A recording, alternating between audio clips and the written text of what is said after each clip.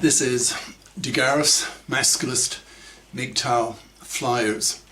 That is 2-3 page essays on the themes of masculism and MGTOW, written by and read aloud by Prof. Dr. Hugo de Garis.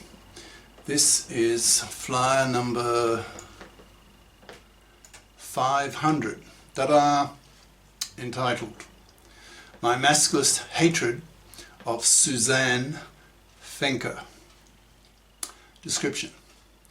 This flyer copies an agony aunt letter from a young wife who wants her husband to pay off her student debt, but he refuses, which makes the young wife fear that if she confronts him with her desire, then he may divorce her, since his attitude is that her debt is hers. Suzanne Vencker, the agony aunt and pro-marriage and children author, answers by saying that in a marriage the husband should pay off the debt. This attitude of Vencker's creates hatred against her from the masculists, who argue that women need to fip up, pull their financial weight, or be severely punished by masculists for being manslavers by not getting a man, forced to rot on the shelf, manless, loveless, sexless, babyless, and cast out of an increasingly masculisted society which sees manslavery as a moral abomination, as a war issue. Now, flyer itself.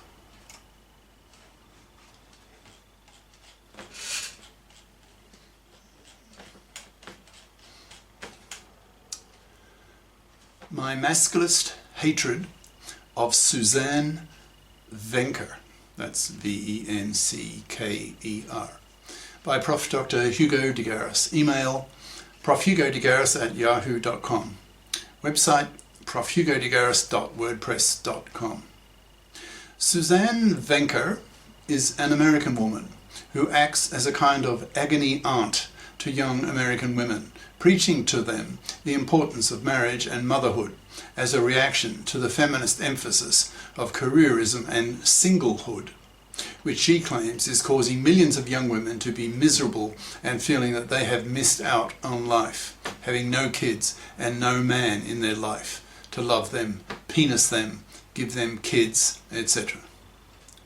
I've been following Suzanne Vencker for some months, getting regular broadcast emails from her. A lot of what she says I agree with, but her latest one really hit my masculist button, which caused me to hate her, seeing her as a manslaver, and if a sex war comes, as a target for extermination.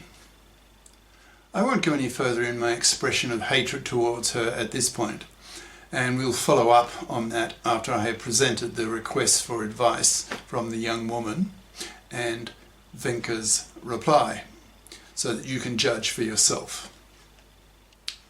Request from young woman. Dear Suzanne, I am married and currently at home with my baby and toddler. My husband insists that my student loans, which I had before we were dating, are my responsibility.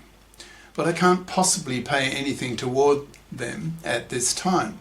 I have access to our money, but if I were to use it to pay my loans, it may cause a divorce, or at the very least massive marital conflict, which I know would be bad for our kids and for us. What do I do?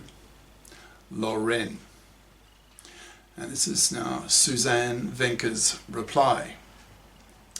Dear Lorraine, or Lauren, if it helps to know, you're not alone.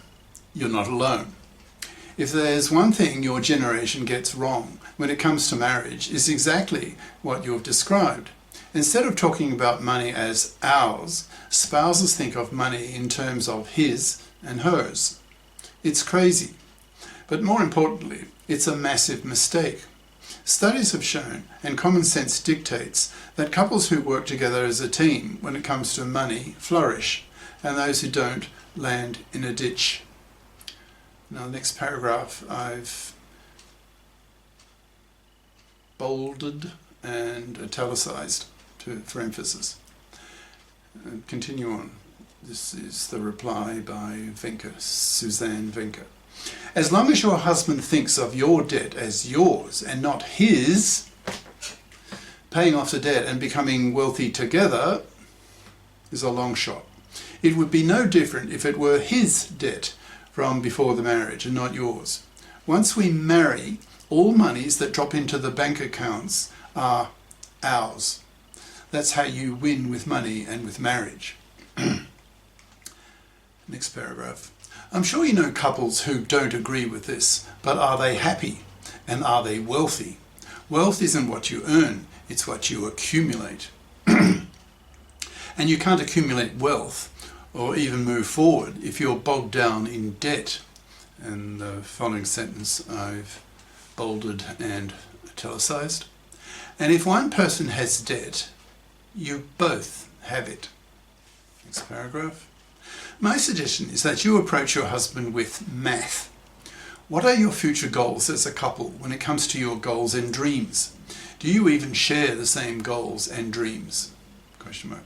Hopefully you do. If so, put those goals and dreams down on paper and explain that the only way to reach those goals and dreams is to tackle the debt together. Otherwise, one of you will always feel like you're carrying dead weight. It's imperative that you and your husband think in terms of we and not in terms of mine and yours. If you're going to think in terms of the latter, you might as well be roommates. Do you want to be roommates or do you want to be married? Working together as a team is the number one way to win with money when you're married. Imagine if a pilot and a co-pilot didn't share the approach for getting to their destination. Do you think they would land there? Stay tuned, Lauren. I will be talking much more about money in the months to come. And see if you can get your husband to follow my work. I tend to do pretty well with men. And then she puts a smile emoji. That's the end of her letter. Reply. Now, next section. My masculist hatred towards Vencker's reply. The core idea of masculism is that it is a rebellion by men against being manslaves to women, working for women for decades of a man's life. Most women have a deeply ingrained expectation of men that, in quotes, men exist on this earth to pay for women to have babies, end quote. It's this attitude that the masculists aim to kill off by applying powerful moral pressure on women to get off their fat parasitic asses and fip up. In brackets, that is, become FIPs, that is, financially independent persons, by bothering to get career competent educations so that they can be financially responsible FIPs as adults and not expect, fluffy style, to parasite off the labour and money of a man for decades of his life, making her a manslaver. Masculists are abolitionists. To be a good masculist, to have your masculist consciousness raised, means essentially that you see fluffydom as manslavery and manslavery as slavery, a hugely greater problem than was Negro slavery in the 1800s in the US, due to the fact that there are some billions of man-slaves in the world today who need to be liberated by masculist ideas and masculist ideology. Masculists have a hatred of manslaving fluffies, labelling them as immoral, parasitic, manslaving vermin, to be wiped out slowly by being totally ignored by men. Not even pumped and dumped, left to rot on the shelf, manless, loveless, sexless, babyless, and spat at for being manslaving vermin.